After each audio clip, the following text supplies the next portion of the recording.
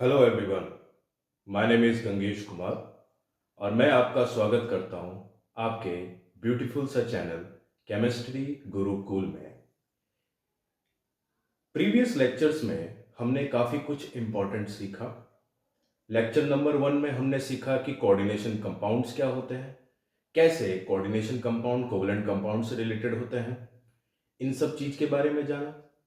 Lecture number 2 के अंदर उससे थोड़ा सा और आगे बढ़े और सीखा हमने कि कॉम्प्लेक्स अगर बन जाता है तो इम्परफेक्ट परफेक्ट कॉम्प्लेक्सेस क्या होते हैं, इनके बारे में डिटेलिंग की।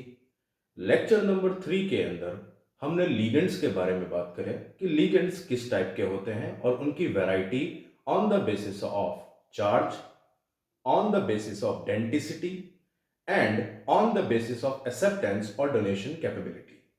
इसके बेसिस पे हमने लिगेंड्स को क्लासिफाई किया था। आज के लेक्चर में हम क्या करेंगे, इन सब पैरामीटर्स को जो अभी तक हमने पढ़ा अच्छे तरीके से, उसके ऊपर बेस्ड कुछ इंपॉर्टेंट फैक्ट्स सीखेंगे और सीखेंगे कि कैसे कॉम्प्लेक्स का नाम दिया जाता है। मतलब क्या है, आज के लेक्चर में हम सीखेंगे आईयूपीएसी नॉमेनक्लेचर कि कॉम्प्लेक्स कंपाउंड्स जो होते हैं उसका नामकरण कैसे करते हैं, उसको कैसे बुलाएंगे। इन सब चीज के बारे में आज के लेक्चर में हम बात करेंगे और कुछ इंपॉर्टेंट क्वेश्चंस देखेंगे which could be important from the examination point of view, whether it is CBSE based examination, NEET, IIT or any of the competitive examination taking place throughout the country. It could be very beneficial if you are paying attention and paying heed to it. So let us start the session with IUPAC nomenclature. देखिए, समझते हैं कि IUPAC क्या होता है। सबसे पहली बात, काफी जने को डाउट होता है कि आईयूपीएसी क्या है और उसका फुल फॉर्म क्या है। देखिए, बेसिकली आईयूपीएसी क्या है, international union for pure and applied chemistry.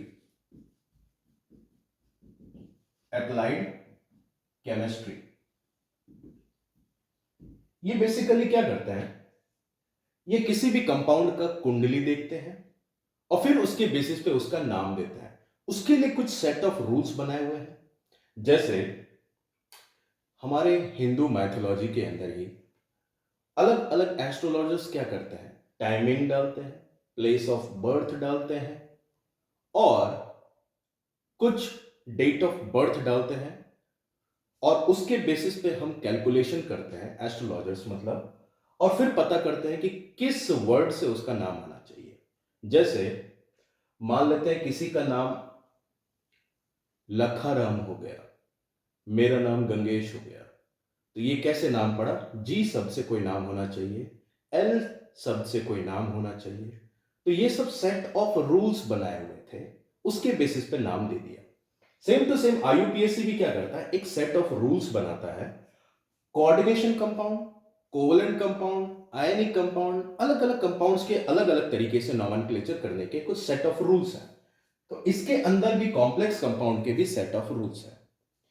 क्या है सेट ऑफ रूल्स, जरा सा वो देख लेते हैं और उसके बेसिस पे फिर हम समझेंगे कि कैसे आईयूपीएससी लिखा जाएगा। तो सबसे पहले देखते हैं set of rules. Set of rules to nomenclate coordination compounds।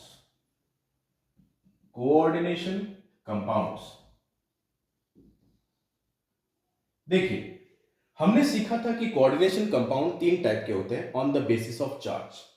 On the basis of charge कौन कौन से थे, एनाइनिक कॉम्प्लेक्स, कैटाइनिक कॉम्प्लेक्स और तीसरा न्यूट्रल कॉम्प्लेक्स। कौन कौन से, anionic complex, cationic complex and third neutral complex. ध्यान रखिएगा, इन दोनों के लिए जो सेट ऑफ रूल्स होंगे वो सेम होंगे। इन दोनों के लिए सेट ऑफ रूल्स क्या होंगे, सेम, कैटाइनिक के लिए और न्यूट्रल के लिए।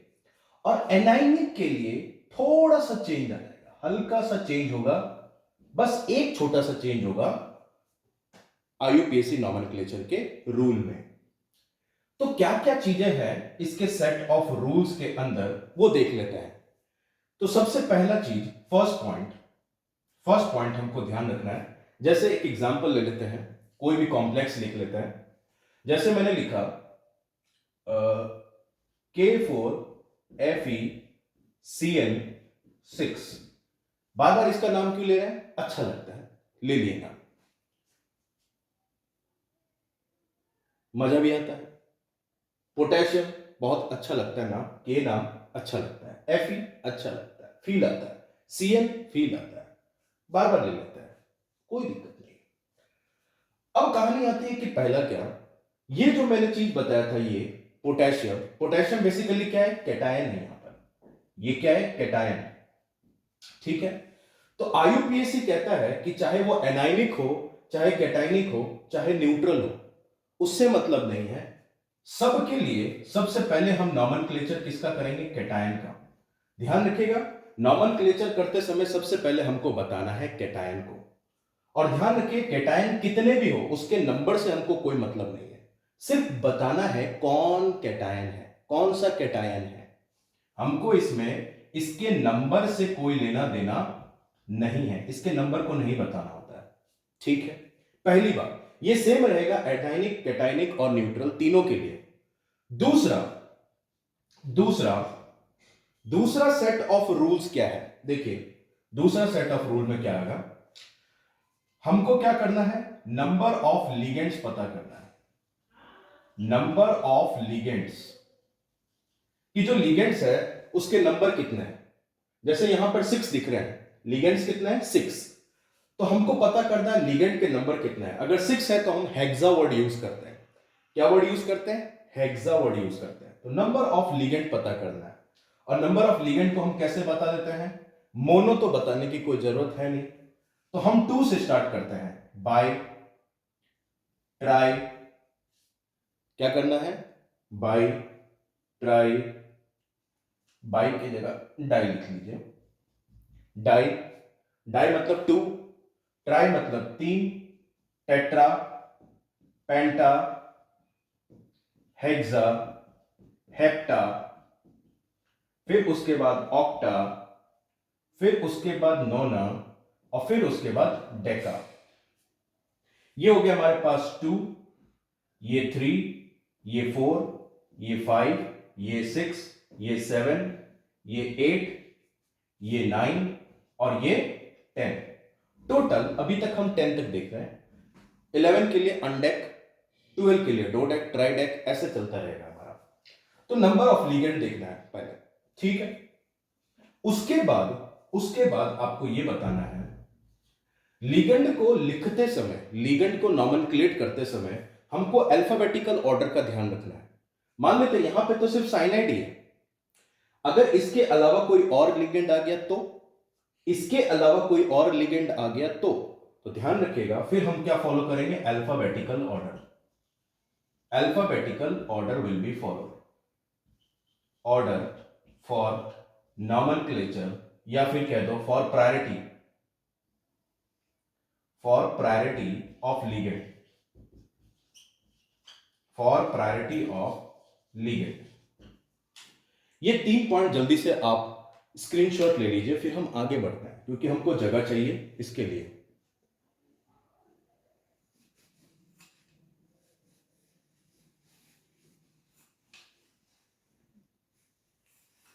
मेरे अंदाज से आपने स्क्रीनशॉट ले लिया होगा।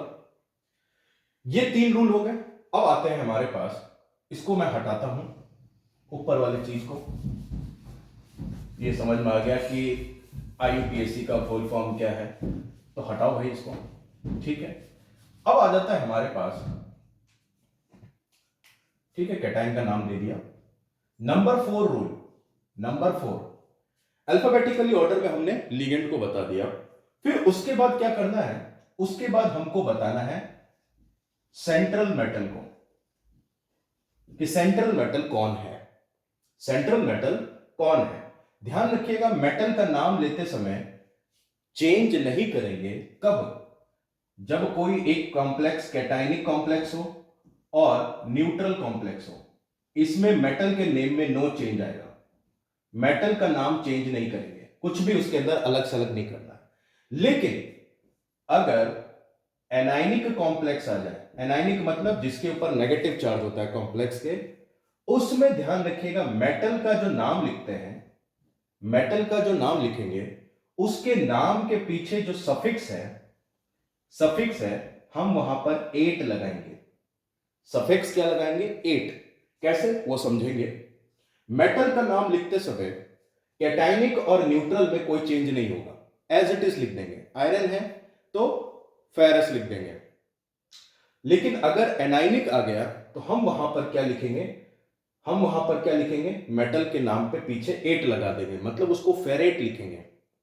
और कैटायनिक और न्यूट्रल कॉम्प्लेक्स में आपको फेरस बताने की भी जरूरत नहीं है, सिंपल आप आयरन भी लिख लेंगे तो भी चलेगा। लेकिन एनाइनिक कॉम्प्लेक्स में आपको पीछे 8 लगाना पड़ेगा, फेरेट बताएंगे, ये रूल होगा। फिर उसके बाद फिफ्थ नंबर पे मेटल का नाम दे दिया। अब पता क्या करना है? मेटल का ऑक्सीडेशन स्टेट। किसका? मेटल का। इसलिए मैंने आपको ऑक्सीडेशन स्टेट निकालना सिखाया था प्रीवियस लेक्चर्स में। मेटल का निकालेंगे ऑक्सीडेशन स्टेट। मान लेते हैं कि मेटल का ऑक्सीडेशन स्टेट आ गया +2। कितना आ गया? +2 आ गया फॉर एग्जाम्पल। तो ध्यान रखिएगा ये +2 ना लिख करके हम इसको किस फॉर्म में लिखेंगे? रोमन नंबर में। किस में लिखेंगे? रोमन नंबर में। रोमन नंबर क्या होगा? प्लस माइनस में डील नहीं करता। सिर्फ इसको कैसे लिख लोगे आप? ऐसे 2। ये हो गया रोमन नंबर, 2 लिख दोगे। अगर +1 आया तो सिर्फ हम 1 लिख देंगे, 3 आया तो 3 लिख देंगे, ऐसे। ये रोमन नंबर में हमको लिखना है ब्रैकेट के अंदर, ठीक है। उसके बाद सबसे लास्ट में हमको किसका नाम देना है? सबसे लास्ट में हमको नाम देना है एनायन का। सबसे लास्ट में, जैसे SO4 -2 आ गया ब्रैकेट के बाहर, तो सबसे लास्ट में हम नाम किसका देंगे? एनायन का। और इसमें भी इसका नंबर नहीं बताना, कितने नंबर है उसका नंबर नहीं बताना है। ये बात हो गई। ये तो हो गई सेट ऑफ रूल्स। लेकिन अगर मैं बात करूं ये डाई, ट्राई, टेट्रा, पेंटा, हेक्सा, हेप्टा, ये किसके लिए आएगा? ध्यान रखिएगा, ये डाई, ट्राई, टेट्रा, ये सब जो वर्ड है ये इंडिविजुअल लिगेंड के लिए आता है, इंडिविजुअल लिगेंड के लिए यूज में आता है, जिसके अंदर फर्दर कोई भी वेरिएशन ना हो। जैसे नाम दे दिया क्लोरीन, तो वो क्लोरीन ही है, इसके अंदर कोई नंबर नहीं है। लेकिन अगर ऐसा लिगेंड लेके आ गए जिसके अंदर फर्दर प्रीफिक्स में नंबर हो, अब ये क्या मतलब है प्रीफिक्स में नंबर है? जैसे मैंने बताया आपको EN, क्या बोला मैंने आपको? EN, इसको कहा जाता है इथाइलिन डायमीन। तो इसको ऐसे भी लिखा जा सकता है इथेन 1,2 डायमीन। इथाइलिन डायमीन को इथेन 1,2 डायमीन भी कहा जाता है। तो देखिए यहां पर 1 और 2, यहां पर आ गया क्या? प्रीफिक्स में नंबर आ गया। तो अगर प्रीफिक्स में अगर नंबर आए तो ध्यान रखिएगा, फिर हम वहां पे डाई नहीं लगाते हैं 2 के लिए, 2 के लिए लगाते हैं हम बिस। क्या लगाते हैं 2 के लिए? बिस। 3 के लिए क्या लगाते हैं? ट्रिस। क्या लगाते हैं? ट्रिस। 4 के लिए क्या लगाते हैं? टेट्रा किस। बिस, ट्रिस, टेट्रा किस, पेंटा किस। ये किस पीछे लगा देंगे, क्यों? यहां पर जो है ये जो लिगेंड आपने लिया उसके प्रीफिक्स में क्या होना चाहिए? नंबर। तो जिसके भी प्रीफिक्स में नंबर होगा लिगेंड के, ध्यान रखिएगा वहां पर डाई ना लिख करके आप क्या वर्ड यूज करेंगे? बिस। तो अक्सर आप देखते हैं नॉमेनक्लेचर करते समय कहीं कहीं पर किसी लिगेंड के आगे बिस लिखा होता है, ट्रिस लिखा होता है, टेट्रा किस लिखा होता है, पेंटा किस लिखा होता है। ये क्यों लिखा होता है? इसके पीछे लॉजिक है कि वो लिगेंड को हम अलग कैसे बताएं जिस लिगेंड के नाम में कॉम्प्लेक्सिटी है, नंबर आ रहे हो। तो कहा कि जो भी लिगेंड जिसमें नंबर आता हो लिगेंड के नाम में, उनको अलग बताना है, डाई ना लिख करके बिस लिखेंगे, 3 के लिए ट्रेस लिखेंगे, 4 के लिए टेट्राकेस लिखेंगे। ये हो गए हमारे सेट ऑफ रूल्स, ये हो गए हमारे सेट ऑफ रूल्स। इसको हटा देता हूं ताकि कंफ्यूजन ना हो। इसका जल्दी से आप स्क्रीनशॉट ले लीजिए, फिर हम इसके पेश कुछ क्वेश्चंस करते हैं ताकि इसकी क्लैरिटी बने। चलिए जल्दी से इसका स्क्रीनशॉट ले लें और मैं भी पसीना पोंछ लेता हूं।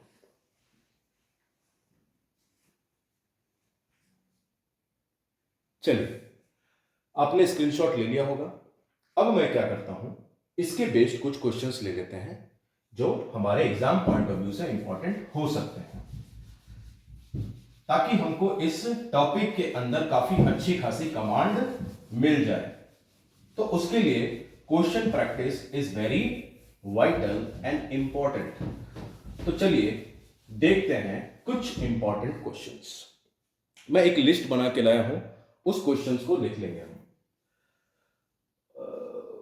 ठीक है, ठीक है। चलिए मैंने लिख दिया, जैसे क्वेश्चन है फाइंड द IUPAC, या राइट डाउन, फाइंड क्यों, राइट डाउन द IUPAC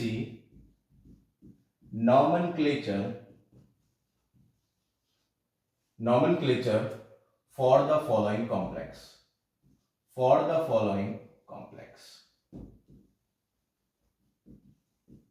ठीक है। सबसे पहले लेता हूं मैं ए, लिख दिया NiCl2PPH3 होल ट्वाइस। अब देखो पहले ही बाउंसर आ गया, PPH3 होल ट्वाइस। अब ये PPH3 होल ट्वाइस है क्या, वो देखना है हमको। देखिए PPH3 को क्या कहा जाता है, PPH3 को कहा जाता है, ये पीएच हम यूज करते हैं फिनाइल के लिए। किसके लिए यूज करते हैं, फिनाइल। तो टोटल फिनाइल यहां पर कितने हैं, 3 है। तो यहां पे लिखूंगा मैं इसको ट्राइफिनाइल,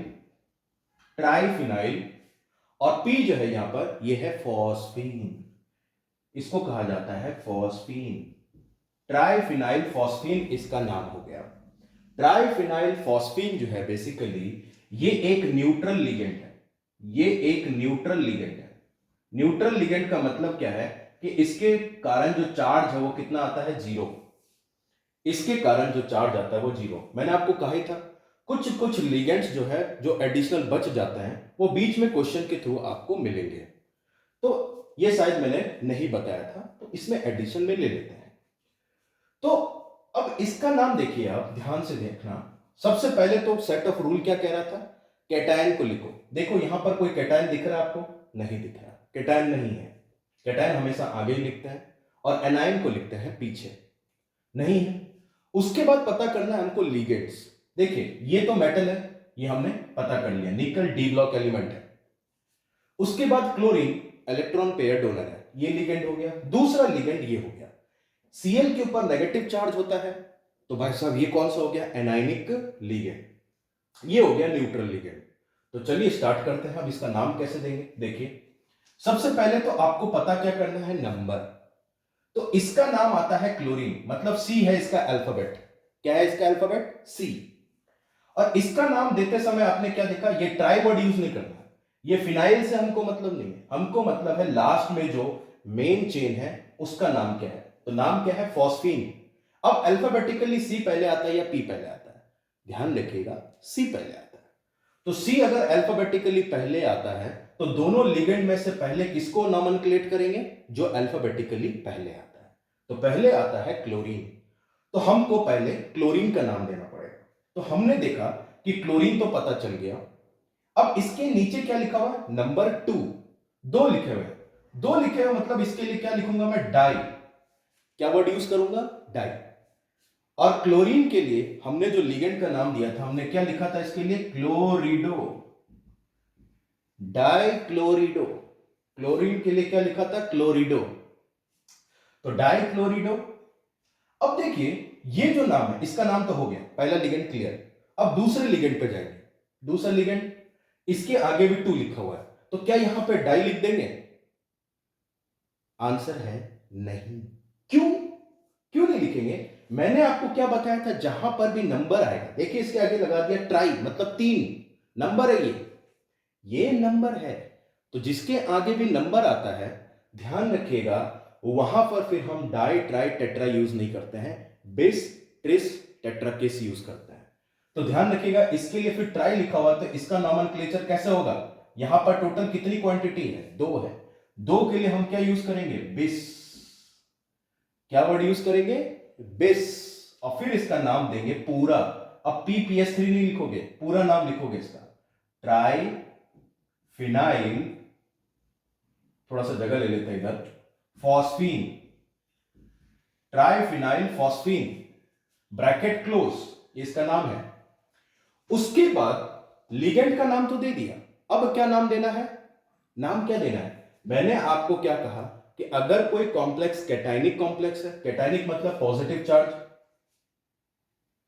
और 0 चार्ज तो न्यूट्रल कॉम्प्लेक्स, उसके लिए सेट ऑफ रूल में मेटल का नाम चेंज नहीं होता। लेकिन अगर यहां पे नेगेटिव चार्ज होता तो मेटल का नाम चेंज हो जाता। तो यहां पर तो 0 है, मेटल का नाम में कोई चेंज नहीं है, तो इसका नाम डायरेक्ट लिख दूंगा मैं, निक्कल। क्या लिख दूंगा? निक्कल, Ni फॉर निक्कल। उसके बाद क्या था? इसका ऑक्सीडेशन स्टेट बताना। अब इसका ऑक्सीडेशन स्टेट कैसे पता करें? हमको पता होना चाहिए इसके ऊपर चार्ज क्या होता है। देखिए, तो हमने क्या किया, जिसका भी चार्ज निकालना हो उसको क्या मान लेते हैं हम? X। क्या मान लेते हैं? X। तो हमने माना इसको X। क्लोरीन कितने हैं? 2, तो मैंने 2 लिख दिया। और एक क्लोरीन के ऊपर कितना चार्ज होता है? -1, ले लिया हमने। और मैंने ये बताया न्यूट्रल लिगेंड होता है, न्यूट्रल मतलब चार्ज 0, तो इसकी क्वांटिटी कितनी है? 2, और चार्ज कितना डिड्यूस करता है? 0। ओवरऑल चार्ज कितना है? 0, इक्वल टू क्या कर देंगे? 0। तो x - 2 इक्वल टू 0, मतलब x इज इक्वल्स टू +2। मतलब निकल के ऊपर जो चार्ज है वो +2 है, मतलब इसका ऑक्सीडेशन स्टेट 2 है। तो जब ऑक्सीडेशन स्टेट 2 है तो इसको ब्रैकेट में क्या लिख देंगे? रोमन नंबर में 2 लिख देंगे। ये इसका नाम हो जाएगा, ये इसका IUPAC नॉमेनक्लेचर हो गया, ये इसका IUPAC नॉमेनक्लेचर। एक चीज और ध्यान रखना है, इसका नाम लिखते समय, कॉम्प्लेक्स का नाम लिखते समय इसमें गैप नहीं देना है, सारे एक साथ लिखना है। ध्यान रखिएगा, गैप नहीं आना चाहिए, सारा एक साथ आना चाहिए। ये होता तरीका इसको लिखने का।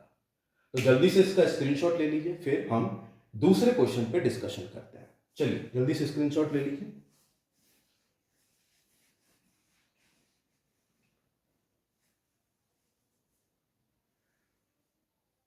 चलिए नेक्स्ट क्वेश्चन लेते हैं। नेक्स्ट क्वेश्चन, बीच बीच में आपको लगे कि मेरे अंदर कॉन्फिडेंस आने लग गया है, तो आप वीडियो पॉज करें और खुद से ट्राई करें। वीडियो पॉज करें और खुद से ट्राई करें क्वेश्चंस को, ठीक है। बी क्वेश्चन लेते हैं, दूसरा। दूसरा मैंने लिख दिया,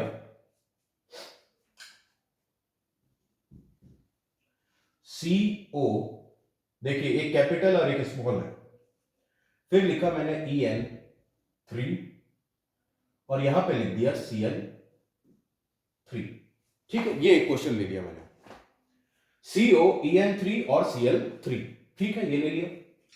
अब क्या हो रहा है? EN मतलब इथेन 1,2 डायमीन, हमको ये बात पता है। इथेन क्या है? EN क्या है? इथेन 1,2 डायमीन, मतलब इसमें 1,2 नंबर आ रहा है, नंबर आ रहा है भाई, नंबर आ रहा है। तो ध्यान रखिएगा, बेस ट्रेस टेट्राकिस वाला काम आएगा।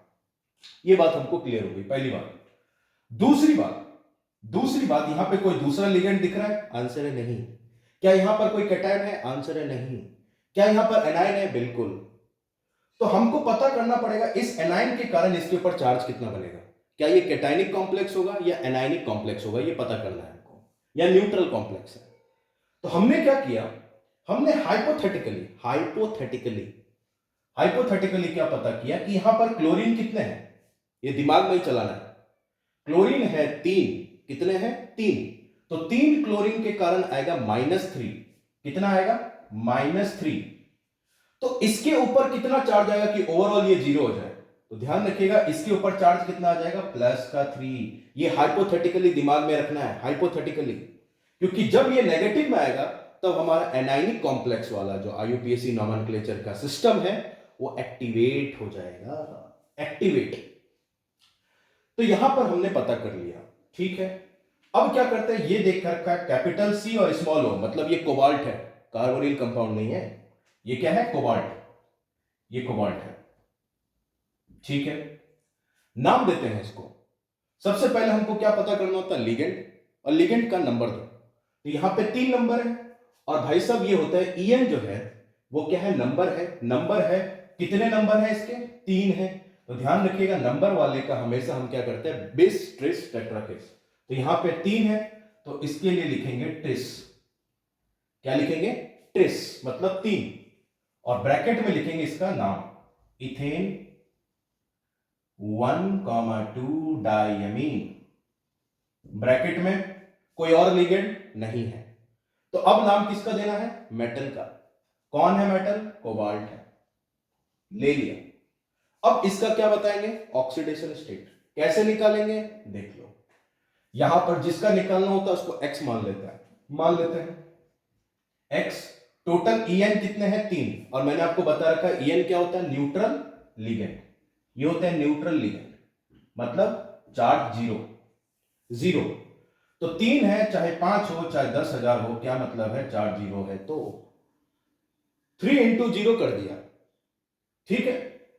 अब देखो, अगर इस पूरे को आप लेके करते हो तो ध्यान रखना, पूरे के लिए ओवरऑल चार्ज 0 है, लेकिन सिर्फ आप इतने को लेके अगर करना चाहते हो, ऑक्सीडेशन स्टेट निकालना चाहते हो, तो इसके ऊपर +3 लेना पड़ेगा।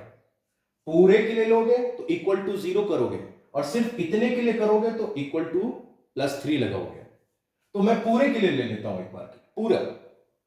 ये सिर्फ हमने क्यों किया? ताकि हाइपोथेटिकली हम क्लियर हो जाए कि ये कौन सा कॉम्प्लेक्स है, ठीक है। अब एक समय के लिए मैं इसको हटा देता हूं ताकि कंफ्यूजन ना हो। हटा दिया, अब ओवरऑल 0 है, ठीक है। तो मैंने क्या किया? क्लोरीन ले लिया। क्लोरीन कितने हैं? 3 है, और इसके कारण चार्ज कितना होगा? -1। इक्वल टू क्या हो जाएगा? कोई चार्ज नहीं है तो 0। तो क्या किया हमने? x + 0 -3 = 0। x = कितना आ गया? +3। मतलब यहां पर कोबाल्ट के ऊपर चार्ज कितना है? +3। कोबाल्ट के ऊपर चार्ज कितना है? +3। और ये हम डायरेक्ट भी निकाल चुके थे, इसके कारण था -3, तो मैंने यहां पर क्या लिख दिया था? +3। अब आप दिमाग लगा लीजिए इतना सा, इसके कारण तो कोई चार्ज है ही नहीं, 0 है। तो अगर यहां पर 0 चार्ज है तो कुल मिलाके के ये जो +3 है वो किसका है? कोबाल्ट का ही तो है। तो हमने ये पता भी कर लिया, प्रूव भी कर दिया कि हम सही कर रहे हैं, ठीक है। अच्छा, इसको हटा देते हैं ताकि कंफ्यूजन ना हो। अब +3 ले लिया, तो कोबाल्ट का ऑक्सीडेशन स्टेट लिख देते हैं 3। लिख दिया। अब क्या बच गया? एनायन। क्या इसका नंबर लिखेंगे? नहीं। तो सिर्फ बताना क्या है? कौन है? कौन है भाई? क्लोराइड है। कौन है ये? क्लोराइड। Cl- है। क्लोराइड हमने लिख दिया, ये इसका नाम है। क्लोरीन कोई नहीं लिखेगा, क्लोरीन कोई नहीं लिखेगा, क्लोराइड आयन है, एनायन बता रहे हैं, क्लोराइड हो गया ये इसका आईयूपीएसी नोमेनक्लेचर हो गया। जल्दी से इसका स्क्रीनशॉट ले ले, मैं इसमें थोड़ा सा इंक डाल देता हूं जब तक।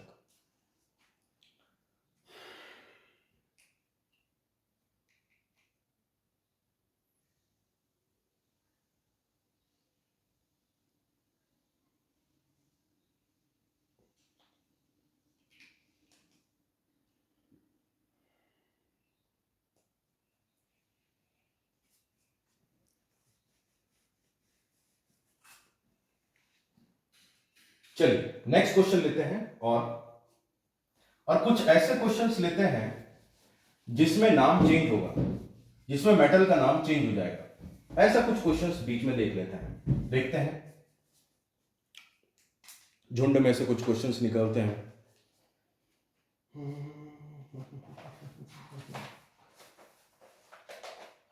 जैसे मैंने लिख दिया सी है ये, K3 Al C2O4 थ्राइस, ये लिख दिया हमने, ठीक है। क्या लिखा? K3Al C2O4 और थ्राइस, ठीक है। अब हमको सबसे पहला काम क्या करना होता है, हमको पता करना होता है कि ये जो कॉम्प्लेक्स है, क्या ये पॉजिटिव कैटायनिक कॉम्प्लेक्स है, नेगेटिव एनायनिक कॉम्प्लेक्स है, न्यूट्रल। क्योंकि कैटायनिक और न्यूट्रल के लिए सेम सेट ऑफ रूल है फॉर मेटल, लेकिन एनायनिक के लिए चेंज हो जाता है। तो इसीलिए सबसे पहले हमको ये चेक करना होता है। तो आप यहां पर क्या देख रहे हो, काउंटर आयन कौन है? पोटेशियम है। कितने पोटेशियम है? 3। तो 3 पोटेशियम के कारण कितना चार्ज होगा, ये दिमाग में ही रखना है, दिमाग में ही कैलकुलेट करना है, +3। तो ओवरऑल अगर ये 0 चार्ज है तो मतलब इसके ऊपर चार्ज कितना बन रहा होगा? -3। यहां पर +3 तो यहां पर क्या हो गया? -3। तो हमने पता कर लिया कि भाई साहब ये जो कॉम्प्लेक्स है वो कैसा है? एनायनिक कॉम्प्लेक्स हो गया। अब मेटल के लिए रूल चेंज हो जाएगा, पीछे लगाना पड़ेगा उसके नाम के 8। देखिए ये कैसे करेंगे, समझते हैं। सबसे पहले तो हम नाम किसका देते हैं? कैटायन का। क्या यहां पर कैटायन है? हाँ। कौन है? पोटेशियम है। क्या नंबर बताएंगे? नहीं, सिर्फ नाम बताना है। नाम बता दिया। कौन है भाई? पोटेशियम है। कौन आया है? पोटेशियम आया है, ठीक है, अच्छी बात है। अब ये जो C2O4 दिख रहा है इसको कहा जाता है ऑक्सलेट आयन। क्या है ये? Oxalate ion.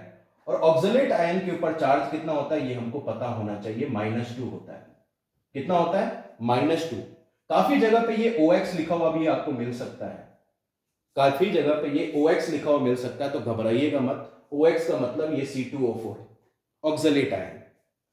तो ऑक्सलेट के लिए हमने क्या लिखा था? ऑक्सलेटो। ऑक्सलेटो। कितने ऑक्सलेट है? 3 है। क्या इसके नंबर नाम में कोई नाम वगैरह नंबर वगैरह आ रहा है क्या? आंसर है नहीं, सिर्फ ऑक्सलेट है, कोई नंबर नहीं है। नंबर नहीं है तो इसमें बिस टिस टेट्रा किस वाला मामला नहीं होगा, डाई ट्राई टेट्रा होगा। तो कितने हैं? 3 है। 3 है लिगेंड, तो क्या लिखोगे? ट्राई। क्या लिखोगे? ट्राई। और कौन है ये? ऑक्सलेट है, तो क्या लिखोगे? ऑक्सलेटो। ट्राई ऑक्सलेटो। अजीब गलत है भाई, ओटो एटो एटो एटो एटो और ट्राई ऑक्सलेटो। अब इसके बाद नाम किसका देंगे? सेंट्रल मेटल का। क्या लिखा हुआ इस पे? माइनस। एनायनिक कॉम्प्लेक्स है, नाम के पीछे 8 लगाएंगे, तो इसका नाम है एल्यूमिनियम। एल्यूमिनियम ना लिख के क्या लिखेंगे? एल्यूमिनेट लिखेंगे। एल्यूमिनियम ना लिख करके क्या लिखेंगे? एल्यूमिनेट लिखेंगे। क्यों? क्योंकि ये एनायनिक कॉम्प्लेक्स है। सेट ऑफ रूल कहता है पीछे 8 लगाना है, लगा दिया। ये देखते ही हम बता देंगे कि भाई साहब कॉम्प्लेक्स क्या है? नेगेटिव। अब क्या करना है? इसका ऑक्सीडेशन स्टेट लिखना है। कैसे निकालेंगे? निकाल लेते हैं, जिसका निकालना उसको x मानो। मान लिया। बाहर क्या दिख रहा है? 3 दिख रहे हैं, इसको अब भूल जाओ, इसको अब भूल जाओ। पूरे को ले लिया हमने, पूरे का ओवरऑल चार्ज कितना दिख रहा है? 0 दिख रहा है। सबसे आसान है दिमाग में। 3 पोटेशियम है, कितना चार्ज होता है पोटेशियम पे? +1, फिक्स होता है ग्रुप नंबर 1 का। जिसका निकालना है वो कितने हैं? सिर्फ एक ही है, तो x लिख लो। फिर यहां पर ऑक्सलेट कितने हैं? 3 है। एक ऑक्सलेट पे चार्ज कितना होता है? -2 होता है। इक्वल टू क्या लिखोगे? 0, कुछ नहीं है, न्यूट्रल है। तो 3 + x - 6 = 0। तो x - 3 = 0। x = कितना आ गया? +3। एल्यूमिनियम के ऊपर चार्ज भी +3 होता है, ये बात हम जानते भी है, लेकिन हम यहां पे अपना दिमाग नहीं लगाएंगे क्योंकि क्वेश्चन हाइपोथेटिकल भी हो सकता है। तो एल्यूमिनियम का चार्ज कितना आ गया? 3। तो यहां पर क्या लिख दोगे आप? खत्म। ये हो गया इसका IUPAC नॉमेनक्लेचर, ये हो गया इसका IUPAC नॉमेनक्लेचर। क्या मेरी बात समझ में आ रही है? जल्दी से इसका स्क्रीनशॉट ले लीजिए, फिर हम आगे और बात करते हैं। ये जो 8 लिखा हुआ है इसका एक सेट ऑफ रूल बना लेते हैं, मतलब कुछ कुछ जो इंपॉर्टेंट है उसका नाम लिख लेते हैं। पहले इसका स्क्रीनशॉट ले लीजिए।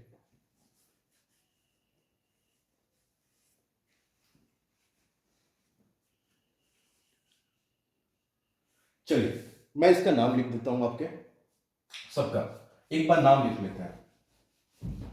जितने भी एनायनिक कॉम्प्लेक्स आने पे मेटल का नाम कैसा हो जाएगा? वो देख लेते हैं। हमने लिखा पहले आयरन को। आयरन का नाम ये किसके लिए लागू होगा, ध्यान रखिएगा, एनायनिक कॉम्प्लेक्स के लिए। एनायनिक कॉम्प्लेक्स के लिए मेटल का नाम चेंज हो जाता है। अब इसको Fe को आयरन ना लिख के हम लिखेंगे फेरेट, पीछे लगाएंगे 8।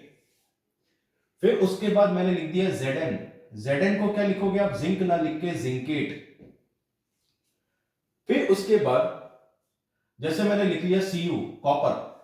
कॉपर को क्या लिखोगे, क्यूपरेट। क्यूपरेट। फिर उसके बाद और ले लेते हैं, जैसे एल्यूमिनियम लिया तो इसके लिए लिख लिया एल्यूमिनेट। Cr लिया क्रोमियम, इसको लिखेंगे क्रोमेट। फिर ले लेते हैं जैसे Au। Au मतलब गोल्ड, इसको लिखेंगे ऑरेट। ऑरेट। Ag मतलब सिल्वर, इसको लिखेंगे अर्जेंटेट। अर्जेंटेट। और ले लेते हैं Pt ले लिया हमने, Pt को लिख लेंगे प्लैटिनम की जगह पे प्लैटिनेट। प्लैटिनेट। फिर उसके बाद ले लेंगे Pd। Pd होता है पैलेडियम, इसको लिखेंगे पैलेडेट। पैलेडेट। और कुछ रह गया हो, क्रोमियम हो गया। कोबाल्ट, इसको लिखेंगे कोबाल्टेट। कोबाल्टेट। और कोई नाम, कोबाल्ट हो गया, क्रोमियम हो गया, निकलेट हो गया।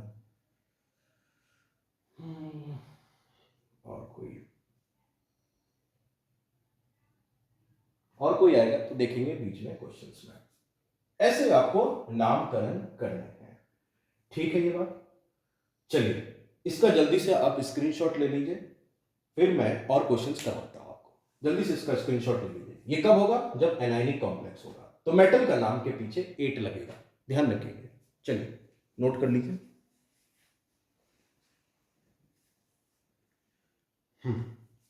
चलिए अब क्वेश्चंस देता हूं मैं, और क्वेश्चंस प्रैक्टिस करते हैं। चलिए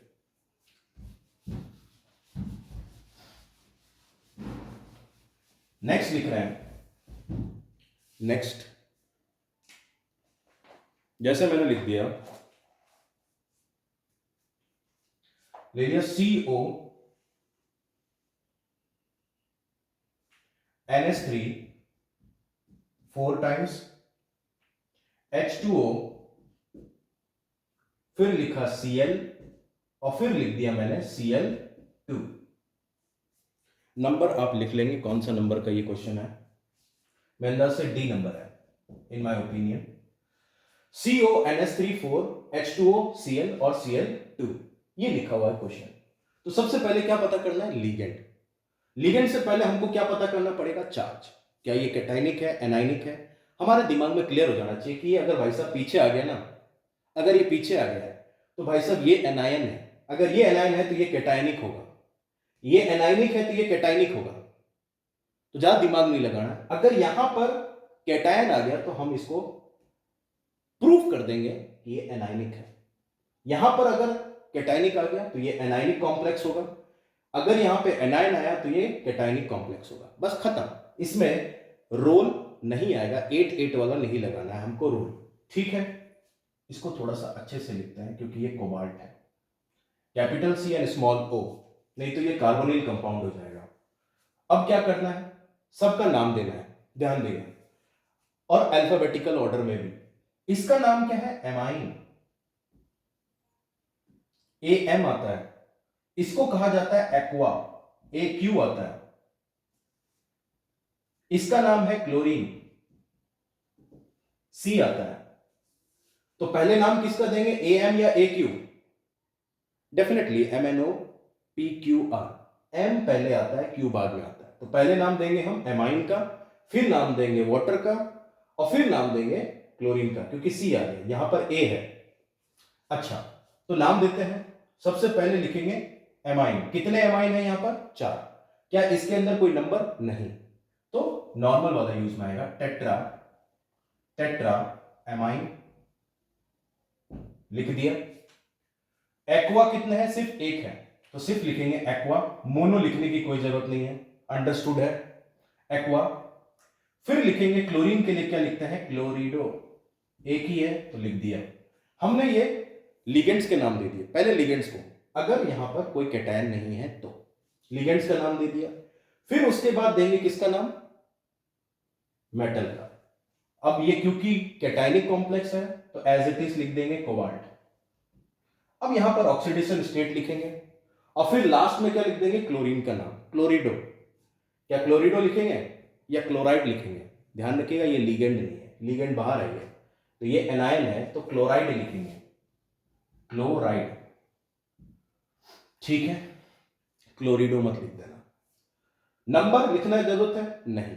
अब इसका ऑक्सीडेशन स्टेट बताना है, तो जिसका ऑक्सीडेशन स्टेट निकालना उसको क्या मान लो, एक्स, तो एक्स माना। ये आपको पता है न्यूट्रल लिगेंड होता है, इसके ऊपर चार्ज जीरो होता है, ये भी न्यूट्रल लिगेंड है, इसके ऊपर भी चार्ज जीरो है, इसके ऊपर चार्ज कितना होता है, -1, यहां पर भी चार्ज -1, तो ले लेते हैं सबको, और ओवरऑल चार्ज क्या है, 0। तो मैंने लिखा x, कितने एमाइन है, 4 इंटू क्या करोगे, 0। फिर वाटर का कितना है, 1 इंटू क्या करोगे, 0। क्लोरीन कितना है, 1, और इसके कारण चार्ज कितना आता है, -1। फिर ये बाहर वाले को भी बताओगे, कितने क्लोरीन है यहाँ पे, 2 इंटू -1 और ओवरऑल इक्वल टू 0। तो x plus 0 plus 0 -1 -2 equal to 0, तो x इज इक्वल टू कितना आ गया, +3। और ये बात आप ध्यान रखिएगा, majority of time cobalt +3 oxidation state में ही ज्यादा स्टेबल होता है, तो +3 ही आपको दिखेगा ज्यादातर। यहां पर इसका ऑक्सीडेशन स्टेट कितना हो गया, +3, तो यहां पर क्या लिख लेंगे, 1 2 3, ये हो गया इसका IUPAC नॉमेनक्लेचर, ये हो गया इसका IUPAC नॉमेनक्लेचर। चलिए इसका जल्दी से स्क्रीनशॉट ले लीजिए, फिर नेक्स्ट क्वेश्चन लेते हैं।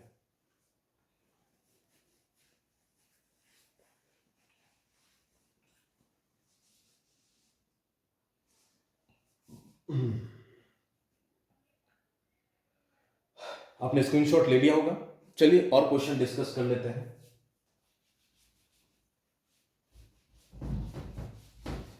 डी पार्ट तो हो गया, अब लेंगे हम ई नंबर, कुछ अलग अलग भी लेते हैं। जैसे हमने लिख लिया ई,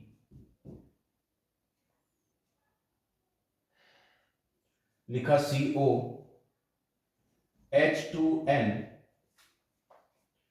CH2, CH2, NH2 whole thrice, और पूरे पे ब्रैकेट पे ट्वाइस, और फिर लिख लिया हमने SO4 थ्राइस। कहा इसका नाम बताइए, कहा हमको इसका नाम बताइए।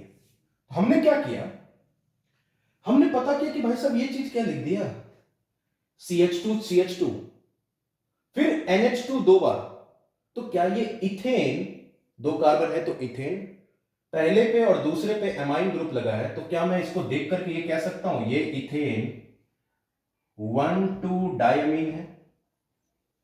मतलब बेसिकली ये फॉर्मूला लिख दिया आपको, EN ना लिख करके, EN ना लिख करके फॉर्मूला लिख दिया, तो ये आपको ध्यान रखना है, इसीलिए मैंने आपको बहुत इलेबोरेट करके फॉर्मूलाज भी बताया, तो ये चीज हमको ध्यान रखनी है। ये बात हो गई। अब इसका नाम क्या, आसान हो गया, आसान हो गया। अब देखिए इस पे चार्ज कैसे पता करें, यहां पे 2 बार लिखा हुआ गया, 2, मतलब ये जो कॉम्प्लेक्स है ये 2 बार बना हुआ, कोई मतलब नहीं है, कोई मतलब नहीं है, घबराने की कोई जरूरत नहीं है, हमको सिर्फ नाम एक का ही देना होता है, 2 का नहीं, कोई मतलब नहीं इससे। ये सिर्फ न्यूट्रलाइजेशन के लिए, न्यूट्रलाइजेशन, ओवरऑल 0 हो जाए। तो अब देखिए सल्फेट के 3 के कारण कितना होगा, -6, क्योंकि एक सल्फेट पे -2 होता है, तो 3 पे कितना होगा, -6। ठीक है ये बात। यहां पर टोटल कंपोनेंट कितने दिख रहे हैं, यहां पे 2, कितने कंपोनेंट दिख रहे हैं, 2। आपको ये बात पता है कि अगर ये 2 कंपोनेंट है, इसके ऊपर -6 है, तो इसके ऊपर चार्ज कितना आएगा, +6, कितना आएगा, +6 आएगा, ठीक है। और यहां पे टोटल है कितने कॉम्प्लेक्स? 2 है। कॉम्प्लेक्स कितने हैं? 2 है। तो अगर कॉम्प्लेक्स 2 है तो इसको +6 को मैं डिवाइड बाय 2 करूंगा तो 1 के ऊपर चार्ज कितना आ जाएगा? +3। 1 के ऊपर चार्ज कितना आ जाएगा? +3। या तो आप ऐसे दिमाग चला लो, या फिर जो हम 9th में किया करते थे, क्लास 9th में क्या करते थे? इसका चार्ज इसको और इसका चार्ज इसको, ऐसा कुछ करते थे। मतलब ये वाला जो चार्ज है वो किसका होता था? इसके ऊपर, और ये वाला जो चार्ज होता था वो किसके ऊपर? इसके ऊपर। तो ये कुछ ऐसा दिखता हमको। ये कैसा दिखता है हमको? कुछ इस तरीके से।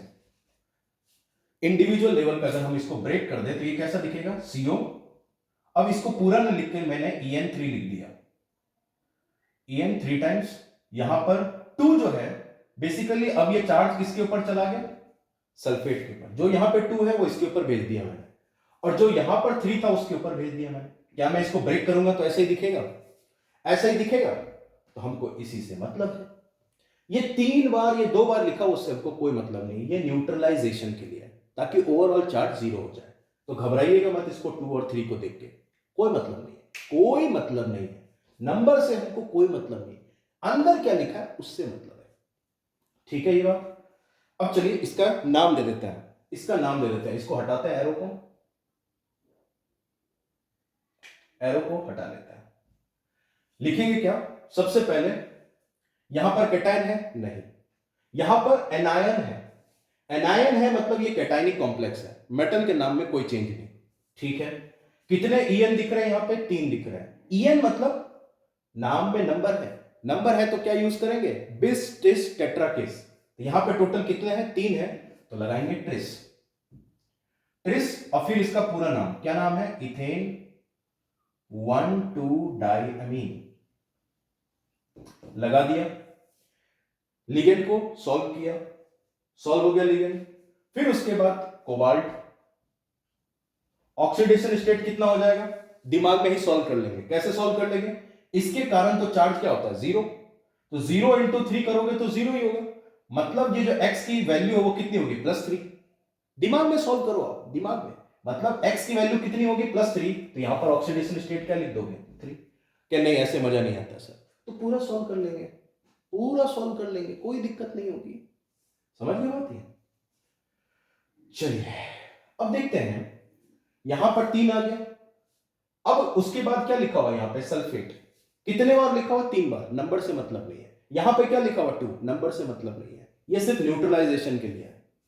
तो कोबाल्ट 3 और ये क्या है? सल्फेट। तो इसका नाम हो जाएगा सल्फेट। नंबर से कोई मतलब नहीं, ये इसका IUPAC हो जाएगा। क्या मेरी बात समझ में आ गई है? ये एक टाइप का क्वेश्चन था। और भी अलग अलग टाइप के क्वेश्चन लेते हैं जो एम्बीडेंटेड लिगेंड हो। जैसे कल हमने पढ़ा था कि जब नाइट्रीटो है फिर N लिखना पड़ेगा, कभी नाइट्रीटो में O लिखना पड़ता है, वो वाले क्वेश्चन करवाओ। तो वो वाले क्वेश्चन अब कर देंगे। तो इससे पहले इसका स्क्रीनशॉट ले लीजिए जल्दी से।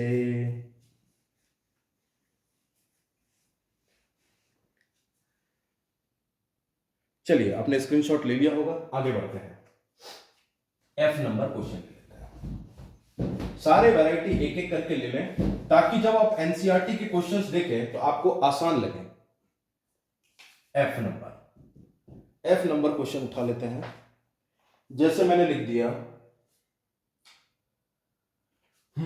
PT NH3 होल ट्वाइस, फिर लिखा मैंने Cl, फिर लिखा NO2 और ब्रैकेट को कर दिया क्लोज। देखते इसका नाम क्या होता है। देखिए इसको ऐसे भी लिख दिया मैंने, और इसी पे मैं एक और क्वेश्चन भी बना लेता हूं अपने हिसाब से। G, इसको ऐसे भी लिख देते हैं PT, फिर मैंने लिखा NH3 होल ट्वाइस Cl और लिख दिया ONO। ये ऐसा भी लिखा हो मिल सकता है, ये ऐसा भी लिखा हो मिल सकता है। क्या डिफरेंस है देखिए, समझते हैं। सबसे पहली बात तो क्या इसके अंदर काउंटर आयन है? नहीं है, सीधा सीधा लिगेंड है, ये न्यूट्रल है, 0 है, 0। पहली बात क्लियर। उसके बाद ये हमारे पास एमाइन है,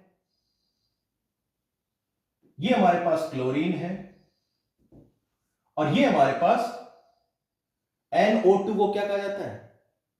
नाइट्रेट या नाइट्राइट, नाइट्राइट कहा जाता है। नाइट्राइट कहा जाता है। NO3 को कहा जाता है नाइट्रेट, NO2 को नाइट्राइट कहा जाता है। ठीक है, अच्छी बात है। तो पहले नाम किसका आएगा? ए, फिर सी, फिर एन। चलिए नाम दे देते हैं। हमने नाम दिया पहले, यहां पर कितने एमाइन है? 2। तो क्या लिखा हमने? Diamine, diamine. फिर लिखेंगे क्लोरिडो, क्लोरिडो। फिर इसके लिए क्या लिखते थे हम? नाइट्राइटो। क्या लिखते थे हम इसके लिए? नाइट्राइटो, लिगेंड का नाम। तो नाइट्राइटो लिख देंगे, नाइट्राइटो। अब हमको बताना है कि यहां पर डोनर साइट कौन है। ये NO2 लिखने का मतलब है डोनर साइट यहां पर नाइट्रोजन है। ONO लिखने का मतलब है यहां पे डोनर साइट ऑक्सीजन है। तो यहां पर बताना पड़ेगा आपको ब्रैकेट में कि डोनर कौन है। तो ऐसे ब्रैकेट में लिखेंगे हम N। ये चीज ध्यान रखनी है, जो स्पेशल स्पेशल मैंने बताया था SNO कब होगा वो ध्यान रखना है आपको। यहां पर N ले लिया हमने। अब क्या करना है? न्यूट्रल कॉम्प्लेक्स है तो नाम दे दो। क्या नाम देंगे? प्लैटिनम। और इसका ऑक्सीडेशन स्टेट, ऑक्सीडेशन स्टेट कैसे निकालोगे? मन में ही निकाल लो, मन में ही। इसके ऊपर चार्ज -1, NO2 के ऊपर भी चार्ज कितना होता है? -1। एमाइन के ऊपर चार्ज क्या होता है? 0। तो 0 इंटू 2 0, -1 सिर्फ एक ही है, ये भी एक ही है, ओवरऑल 0 है। उधर भेजोगे तो क्या हो जाएगा? +2। मतलब यहां पर प्लेटिनम के ऊपर चार्ज कितना है? +2। दिमाग में ही घोलेंगे, दिमाग में घुमाना जरूरी है, बार बार पेन नहीं चलाएंगे, दिमाग चलाएंगे। तो यहां पर ये कितना हो जाएगा? 2। प्लेटिनम के ऊपर चार्ज कितना हो जाएगा? 2। अगर आपको दिक्कत हो तो लगाओ यहां पे, इसको x मानो। 2 इंटू 0 करो, 0 आएगा। 1 इंटू -1 करोगे, -1 आएगा। फिर 1 इंटू -1 करोगे, -1 आएगा। तो 0 -2 और x इक्वल टू 0। तो x -2 इक्वल टू 0, -2 को उधर भेजेंगे +2, तो x की वैल्यू +2 आ जाएगी। तो यहां पे 2 लिख लेंगे। IUPAC नॉमेनक्लेचर हो गया। ये हो गया इसका IUPAC नॉमेनक्लेचर। अब इसमें सिर्फ एक चेंज है। क्या चेंज है? सिर्फ यहां पर N के जगह पे अब क्या लिखेंगे? O लिखेंगे। तो इसका नाम क्या हो जाएगा? डाई एमाइन क्लोरिडो नाइट्राइटो, और यहां पे लिख देंगे O, और फिर हो जाएगा ये प्लैटिनम, और यहां पे आ जाएगा 2। सेम एज इट इज, बस सिर्फ कि इसमें कौन सा डोनेटिंग है वही हमको देखना है। ये एम्बीडेंटेड लिगेंड है, दो तरफ से डोनेट किया जा सकता है, लेकिन एट अ टाइम सिर्फ एक ही डोनेट करेगा। क्यों? क्योंकि इसको मिलाकर के हमारे पास बनेगा 4 मेंबर्ड रिंग, और 4 मेंबर्ड रिंग होता है अनस्टेबल, इसीलिए सिर्फ एक ही एटम डोनेट करेगा एट अ टाइम। ये हो गया इसका IUPAC। एक दो क्वेश्चन और देख लेते हैं, फिर हम सेशन को करते हैं वाइंड अप। चलिए स्क्रीनशॉट ले लीजिए जल्दी से।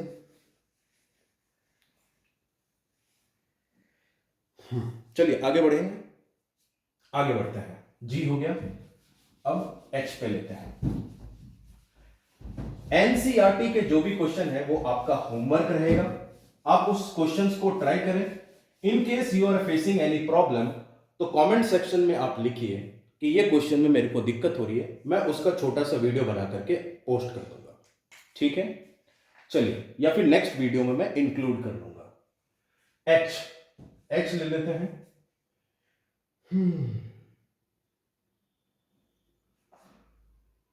चलिए मैंने लिख लिया Fe, फिर लिखा मैंने H2O, लिखा हमने 5 टाइम्स, यहां पे लिखा NO, और ये लिख लिया हमने SO4, SO4। ठीक है, हाँ। और एक और ले लेते हैं I, लिख लिया हमने Na2FeCN5NO, ये ले लिया हमने। ठीक है, ये ले लिया हमने, 2 क्वेश्चन है। अब ये बन जाता है, इस पे डाल के मार्क करिए स्टार। ट्रिपल स्टार क्यों? क्योंकि ये स्पेशल केस है, ये दोनों स्पेशल केस है। याद रखेंगे, यहां पे नोट डाल के लिखेंगे, कॉर्नर में नोट डाल के लिखेंगे कि जब भी एफ ई और एनओ साथ में दिखे, कौन? एफ ई और एनओ दोनों साथ दिखे, when F E and NO is together in a complex के अंदर, then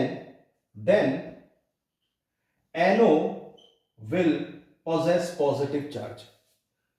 NO जनरली नाइट्रोसिल भी होता है, न्यूट्रल लिगेंड भी होता है, NO के ऊपर जीरो चार्ज भी होता है, और एक नाइट्रोसोनियम आयन भी होता है NO के ऊपर पॉजिटिव चार्ज। ये नाइट्रोसोनियम आयन NO2+ और NO+ नाइट्रोसोनियम आयन आ जाता है, इसको हम नाइट्रोसोनियम आयन कहते हैं। तो ध्यान रखिएगा, जब भी आयरन के साथ में NO अगर आ जाए, जब भी आयरन के साथ में NO आ जाए, तो वहां पर NO के ऊपर +1 चार्ज ही लेना है, हमेशा याद रखेंगे आप। इसको कहा जाएगा नाइट्रोसोनियम आयन। आयन नहीं बताना हमको, ये नाइट्रोसोनियम आयन होता है। हम नामकरण करते समय ये यूज करेंगे, नाइट्रोसोनियम। क्या यूज करेंगे? नाइट्रोसोनियम। अब इसका नाम देते हैं, ये बात आप समझिए, नोट डाल करके लिख लेंगे। नाम देते हैं इसका। सबसे पहली बात तो यहां पर लिगेंड कौन कौन है? ये दोनों है, ठीक है। क्या यहां पर कोई चार्ज है? नहीं है। यहां पर क्या है? बिल्कुल है। ये क्या है? एनायन है। एनायन है तो मतलब ये पॉजिटिव चार्ज वाला हो गया, कैटायनिक कॉम्प्लेक्स, तो कोई दिक्कत है ही नहीं, ठीक है। बताना है ये एक्वा है, ये एन है, तो पहले कौन आएगा? एक्वा। तो क्या लिखेंगे हम इसको? पेंटा एक्वा। पेंटा एक्वा, 5 है तो पेंटा, पेंटा एक्वा। फिर लिखेंगे नाइट्रोसोनियम, क्योंकि एक ही है तो नाइट्रोसोनियम। फिर लिखेंगे हम आयरन, आयरन लिखेंगे। फेरेट कब लिखते हैं? जब ये नेगेटिव कॉम्प्लेक्स हो। आयरन लिखेंगे। अब इसका ऑक्सीडेशन स्टेट, इसके ऊपर टोटल चार्ज कितना होता है? 0। ओवरऑल चार्ज कितना होगा? 0। यहां पर चार्ज कितना है? +1। इसके कारण चार्ज कितना है? -2। तो दिमाग में चलाइए, x + 0 + 1 -2 = 0। तो ये कितना हो जाएगा? +2 और -2, +1 और -2 कितना हो जाएगा? -1। उधर भेजेंगे तो कितना आ जाएगा? आयरन के ऊपर चार्ज +1। आयरन के ऊपर चार्ज कितना आ जाएगा? +1। ये दिमाग में आपको कर लेना है, नहीं तो इसको x मानिए। बता देता हूं मैं, x प्लस वाटर कितना है? 5 इंटू क्या करोगे? 0, क्योंकि ये न्यूट्रल है। फिर एक ही नाइट्रोसोनियम आयन है, सल्फेट भी एक ही है, और ओवरऑल 0 है। तो x + 0 + 1 - 2 = 0। तो मतलब x - 1 = 0, x = +1, x = +1। यहां पे 1 लिख दिया, बचा कौन? सल्फेट, तो लिख देंगे यहां पर सल्फेट। ये इसका आईयूपीएसी नॉमेनक्लेचर हो गया, ये इसका आईयूपीएसी नॉमेनक्लेचर हो गया, ठीक है। अब इसका नाम देते हैं, इसका नाम देते हैं। इसका नाम क्या होगा? देखिए यहां पर काउंटर आयन कौन है? सोडियम। ये एक कैटायन है, अगर ये कैटायन है तो ये क्या हो गया? Anionic complex. अब आयरन का नाम चेंज होगा, आयरन का नाम चेंज होगा, पीछे लगेगा फेरेट। तो सबसे पहले नाम किसका देते हैं? कैटायन। नंबर बताने की जरूरत नहीं, लिख दो सोडियम, लिख दिया सोडियम, ठीक है। फिर उसके बाद ये साइनाइड है, और ये क्या है हमारे पास? NO। Fe और NO जब साथ में हो तो ये NO+ होता है, नाइट्रोसोनियम। तो N है और ये C है, तो हम इसको क्या बताएंगे? साइनिडो। कितने साइनाइड है? 5। तो लिखेंगे पेंटा, पेंटा साइनिडो, पेंटा साइनिडो, ठीक है। अगर NC लिखा होता तो उसको आइसोसाइनिडो लिखते हैं, यहां पर CN लिखा हुआ है इसीलिए साइनिडो। फिर लिखेंगे नाइट्रोसोनियम, नाइट्रोसोनियम, ठीक है, ब्रैकेट में। अब उसके बाद किसका नाम देंगे? मेटल का। मेटल का नाम क्या देंगे? आप ध्यान रखिएगा, ये नेगेटिव कॉम्प्लेक्स है तो क्या लगाएंगे? फेरेट, फेरेट, और इसका ऑक्सीडेशन स्टेट। अब देखिए, ध्यान से देखिएगा, इसके कारण ये सोडियम 2 है, एक सोडियम के ऊपर +1, तो 2 सोडियम के ऊपर कितना चार्ज हो जाएगा, +2। तो मैंने क्या किया, 2 सोडियम है, एक के ऊपर +1, तो 2 इंटू +1, आयरन का निकालना है ये X, साइनाइड के, एक साइनाइड के ऊपर -1 होता है, तो 5 साइनाइड के ऊपर क्या होगा देख लेंगे। नाइट्रोसोनियम आयन के कारण कितना, +1 इक्वल टू क्या कर लेंगे, 0। तो ये हो जाएगा 2 + x - 5 + 1 इक्वल टू 0। तो ये कितना हो जाएगा, x, ये -3 और +1 करेंगे तो कितना हो जाएगा, +2। तो x इज इक्वल टू कितना आ गया, +2। x इज इक्वल टू कितना आ गया, +2। तो यहां पर आयरन का ऑक्सीडेशन स्टेट है +2, लिख दिया। ये हो गया इसका IUPAC नॉमेनक्लेचर। अब इससे रिलेटेड कुछ इंपॉर्टेंट फैक्ट्स इससे रिलेटेड कुछ इंपॉर्टेंट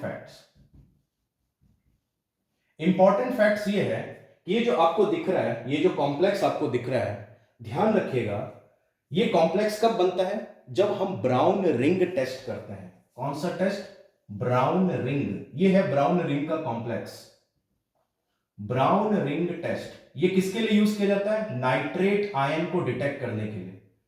किसको डिटेक्ट करने के लिए, नाइट्रेट आयन को डिटेक्ट करने के लिए यूज किया जाता है। कोई भी सॉल्ट अगर आपको दे रखा है, ये NO3- है, कोई सॉल्ट दे रखा है, अगर उसको हमने एनालिसिस किया, सॉल्ट एनालिसिस किया, और उसमें ऐसा कुछ करने पे, ऐसा कुछ डालने पे अगर हमारे पास ब्राउन रिंग आ जाता है, इसको डालने पे अगर ब्राउन रिंग आ जाता है, हमने क्या किया, सॉल्ट लिया सैंपल, उसके अंदर ये कॉम्प्लेक्स मिला दिया, जैसे आप मिलाओगे उसमें ब्राउन कलर का रिंग बनेगा, टेस्ट ट्यूब के अंदर इस तरीके से रिंग बनेगा, ये ऐसा, और इसका कलर कैसा होगा, ब्राउन।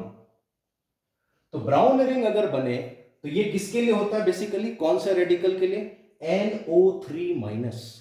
NO3- एक एसिड रेडिकल है।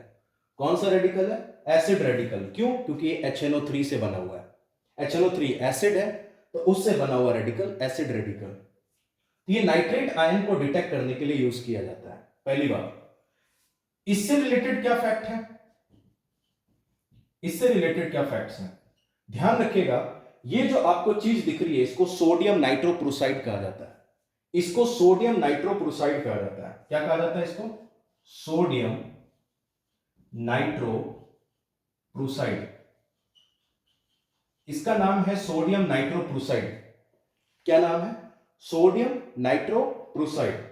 और ध्यान रखिएगा, सोडियम नाइट्रोप्रोसाइड, अगर सॉल्ट एनालिसिस की बात करूं, मैं सॉल्ट एनालिसिस की बात करूं, तो इसको सल्फाइड आयन जो है, सल्फाइड आयन, एस के ऊपर -2 को सल्फाइड कहा जाता है।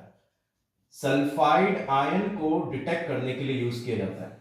सल्फाइड आयन को डिटेक्ट करने के लिए यूज किया जाता है। जब भी हम सल्फाइड, मतलब कोई भी एक सॉल्ट है, सॉल्ट के अंदर अगर हमने सोडियम नाइट्रोप्रोसाइड मिलाया डिटेक्ट करने के लिए, तो उसका कलर कैसा आएगा, पर्पल। उसका कलर कैसा आएगा, पर्पल। पर्पल कलर देखते ही हम पहचान लेंगे कि भाई साहब इसके अंदर जो सैंपल है, जो हमने सॉल्ट लिया था, उसके अंदर सैंपल में क्या है, सल्फाइड आयन है। क्या है, सल्फाइड आयन है। तो ये सॉल्ट एनालिसिस में यूज में आते हैं, सल्फाइड आयन को डिटेक्ट करने के लिए। सॉल्ट लो, सोडियम नाइट्रोप्रोसाइड डालो, सोडियम नाइट्रोप्रोसाइड कैसा कलर का आता है, रेड कलर के क्रिस्टल्स होता है, रेड कलर, ब्लड रेड। इसको एक जगह और यूज में किया जाता है, सोडियम नाइट्रोप्रोसाइड को एक जगह और यूज में आता है, किसको डिटेक्ट करने के लिए, कीटोन।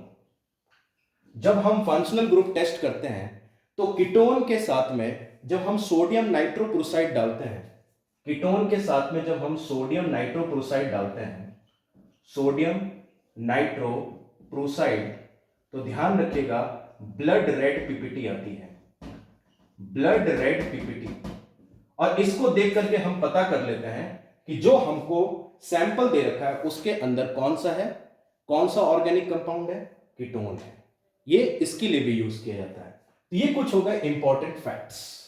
इसका जल्दी से स्क्रीनशॉट ले लीजिए, फिर वाइंड अप करते हैं आज के सेशन को।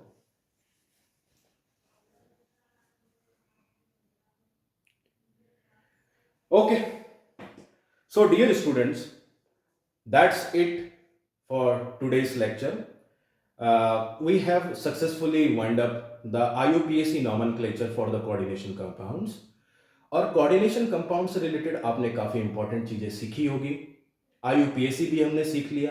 एक एक करके हम सीढ़ियां चढ़ रहे हैं। अब कल जो होगा वो इंपॉर्टेंट फैक्ट्स होंगे, इंपॉर्टेंट बॉन्डिंग वाली थ्योरीज आएंगी, जिसमें वर्नर थ्योरी आ जाएगी, इफेक्टिव एटॉमिक नंबर थ्योरी आ जाएगी, फिर VBT आ जाएगी, वैलेंस बॉन्ड थ्योरी, CFT आ जाएगी, क्रिस्टल फील्ड थ्योरी, और फिर उसके बाद जो लास्ट बचेगा हमारे पास वो बच जाएगा आइसोमेरिज्म। आइसोमेरिज्म के बारे में बात करेंगे लास्ट में, क्योंकि थोड़ा सा उसमें बोरिंग सा फील भी आता है, तो बोरिंग सा ना बने इसीलिए उसको इंटरेस्टिंग बना करके कूल वे में लेना है और केमिस्ट्री गुरुकुल को सक्सेसफुल बनाना है। कैसे बनाओगे सक्सेसफुल? केमिस्ट्री को कूलिंग इफेक्ट की तरह लेकर के चिल में, चिल, एकदम चिल, सब कुछ समझ में आएगा, सब कुछ दिमाग में सेट भी होगा, सब कुछ आपके टिप्स पे भी आएगा, लेकिन उसके लिए आपको मेहनत करते रहनी होगी। हर दिन आपको लेक्चर्स देखने हैं, चाहे आप वो पार्ट्स में देखिए या एक साथ देखिए, उसके नोट्स बनाइए, नोट्स बनाने के बाद उसको रिवाइज करिए, तब नेक्स्ट लेक्चर को देखिए, और जो भी क्वेश्चंस कराए गए उसको सीरियसली देख करके वापस करने की कोशिश कीजिए। एनसीईआरटी के क्वेश्चंस लगाइए, ये आपका कॉन्फिडेंस बूस्ट करेगा। आज हमने जो भी क्वेश्चंस प्रैक्टिस किए वो कहीं ना कहीं किसी न किसी कॉम्पिटिटिव एग्जाम्स के अंदर आए हुए हैं। इसी तरीके से हम ये सिलसिला आगे बढ़ाते रहेंगे। आज के लिए बस इतना ही। Till then, take care of yourself and have a great day.